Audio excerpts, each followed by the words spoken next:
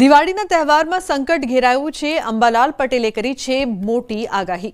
ગુજરાતના વાતાવરણમાં આવશે પલટો. અરબ સાગરમાં મજબૂત વાવાઝોડું બનશે. દક્ષિણ ભારત અને રાજસ્થાનમાં વરસાદની શક્યતા રહેશે. 150 કિલોમીટરની ઝડપે ફૂંકાઈ શકે છે પવન.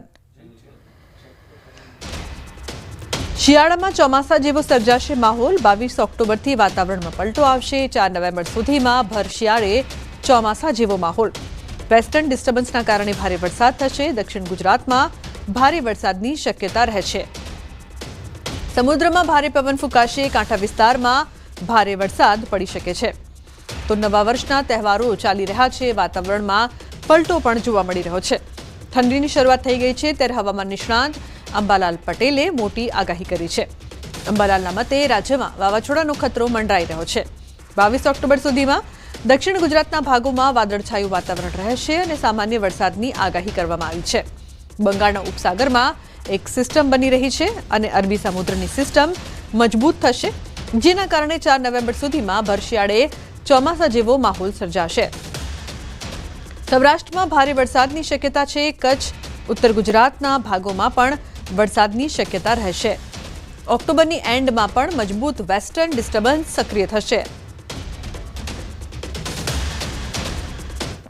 બેસતા વર્ષની શરૂઆતમાં પણ વાદળવાયુ આવવાની શક્યતા રહેશે અને લગભગ બંગાળના ઉપસાગરનો ભેજ અને અરબ સાગરના ભેજના કારણે હમણાં લગભગ બેસતા વર્ષની શરૂઆત સુધીમાં પણ દક્ષિણ ગુજરાતના ભાગોમાં અને મધ્ય ગુજરાતના ભાગોમાં ક્યાંક વરસાદ થવાની શક્યતા રહેશે.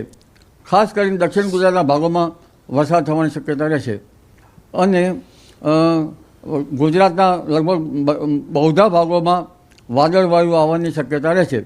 પણ ઉલ્લેખનીય છે કે બંગાળ ઉપસાગરની સિસ્ટમ 23-24થી સક્રિય થઈને લગભગ માસના અંત સુધીમાં ત્યાંની અસર દક્ષિણ ભારતમાં થઈને અરબ સાગરમાં આવશે અને અરબ સાગરમાં જે હલચલ છે તે હલચલના કારણે લગભગ આ માસના અંત સુધીમાં એક ભારે સિસ્ટમ બનશે અને એક ચક્રવાતમાં તબદીલ થવાની શક્યતા રહેશે. આ માસના અંતમાં અને નવેમ્બર તારીખ 4-5 સુધીમાં ભર શિયાળે જાણે ચોમાસું આવ્યું હોય તેવો માહોલ સર્જાવાની શક્યતા રહેશે.